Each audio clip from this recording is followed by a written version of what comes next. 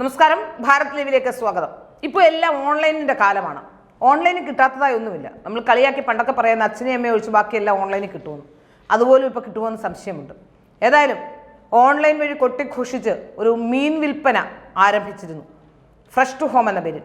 അങ്ങനെ ഓൺലൈനിൽ മീൻ വിൽപ്പന നടത്തി ഭക്ഷ്യോൽപാദന മേഖലയിൽ ഒരു സ്റ്റാർട്ടപ്പായി ആരംഭിച്ച ഫ്രഷ് ടു ഹോം ആപ്പിനെതിരെ, ആ ഫ്രഷ് ടു ഹോം എന്ന ആപ്പിനെതിരെ രൂക്ഷ വിമർശനവുമായി ഇപ്പോൾ രംഗത്ത് വന്നിരിക്കുന്നത് മുൻ DGP R ശ്രീലേഖയാണ്.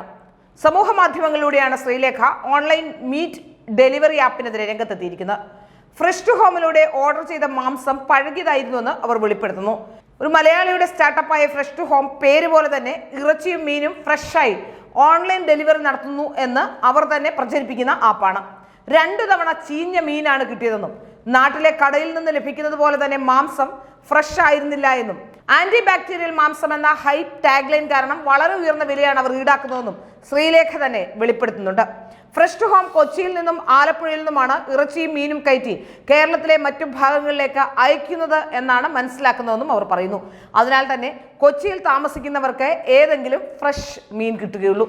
Fresh to home ആപ്പിൽ ഓർഡർ റദ്ദാക്കാനുള്ള സംവിധാനവുമില്ല. അവരുടെ കസ്റ്റമർ കെയർ നമ്പർ പ്രതികരിക്കുന്നില്ല. ഇമെയിലുകളോട് പ്രതികരിക്കുന്നുണ്ടെങ്കിലും പക്ഷേ ഒരിക്കലും പോസിറ്റീവ് അല്ലെന്നും ശ്രീലേഖ വ്യക്തമാക്കുന്നുണ്ട്. ഫ്രഷ് ടു ഹോമിൽ വരുന്ന മാംസത്തിൽ ഞങ്ങളുടെ നായ്ക്കൾക്ക് മാത്രമേ സന്തോഷമുള്ളൂ എന്ന രൂക്ഷ വിമർശനമാണ് ശ്രീലേഖ ഉയർത്തുന്നത്. മലയാളികളായ മാത്യു ജോസഫ്, ഷാൻ കടവിൽ എന്നിവർ ചേർന്ന് തുടക്കമിട്ട സംരംഭം ഇറച്ചിയും മീനും നൽകുന്നതോടൊപ്പം ആന്റിബയോട്ടിക് ഫ്രീ ചിക്കൻ എത്തിച്ചാണ് ഹിറ്റായത്. കടൽ മത്സ്യങ്ങൾ, chicken, mutton, ready to cook വിഭവങ്ങൾ തുടങ്ങിയവയാണ് ഇവർ ഹോം ഡെലിവറിയിലൂടെ ചെയ്യുന്നത്. ചിലയിടങ്ങളിൽ പച്ചക്കറിയും ഡെലിവറി ചെയ്യപ്പെടുന്നുണ്ട്. കേരളത്തിന് പുറമെ മുംബൈ, ഡൽഹി, ചെന്നൈ, ബംഗളൂരു, ഹൈദരാബാദ്, പുനെ തുടങ്ങിയ ഇടങ്ങളിലും ആപ്പിന് സാന്നിധ്യമുണ്ട്.